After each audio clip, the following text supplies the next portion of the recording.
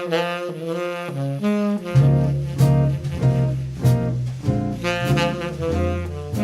my own family story. My mother migrated from Rome, Georgia. My father migrated from Petersburg, Virginia. They met in Washington, D.C., which was one of the magnets for people who were part of this great migration, as was St. Louis and Chicago and Detroit and New York and Los Angeles.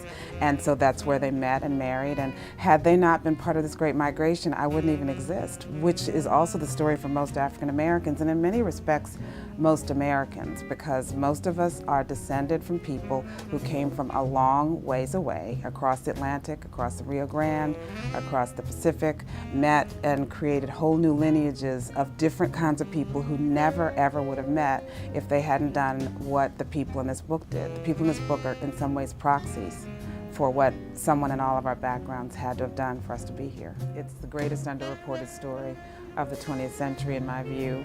It involves the majority of African Americans in this country. The majority of African Americans are descended from this great migration. Those in the North and the West, the Midwest. Those in the South have people who were part of it as well. So it's something that connects people North and South. When we look at 20th century history, when we look at 20th century life in general, from the culture that we often kind of take for granted, from the music, from literature, whole art forms wouldn't even exist had there been no great migration. For example, jazz would not have existed, Motown would not have existed, rhythm and blues, and even rock and roll, which is in some ways descended from the blues itself, which was carried by the people who were part of this great migration. Hip hop, of course. All these people brought Southern culture with them. Their children and their grandchildren transformed it into other art forms, which I've just mentioned. Then when it comes to literature, such people as Toni Morrison and August Wilson and Lorraine Hansberry, the two playwrights I've just mentioned, their work was often inspired by the experiences that they'd had as children of this great migration.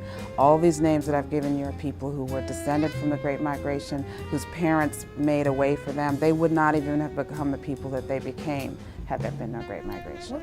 They've often been miscast as people who were poor, uneducated, and came to seek, in some ways, seek public assistance here in the North.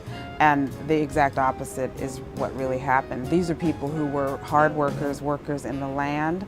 They were people who were living in a caste system which is almost unbelievable for us today. They're people who were living in a world in which, by virtue of their birth, they were consigned to a particular places that they could go, schools that they could attend. There were so many limits on them. And so when they left like anyone else seeking a better life for themselves and their children. The profile of them would have been someone who had gone as far as they could in school where they were in the South. They were people who often had dreams of making a better life for themselves in the North. And they're also people who were married and remain married. That's one of the big myths about this whole generation of, actually 3 generations of people who were part of this. They were more likely to be raising their children in 2-parent households. And they were also more likely, believe it or not, to have had fewer children than were the immigrants who were arriving from other parts of the world.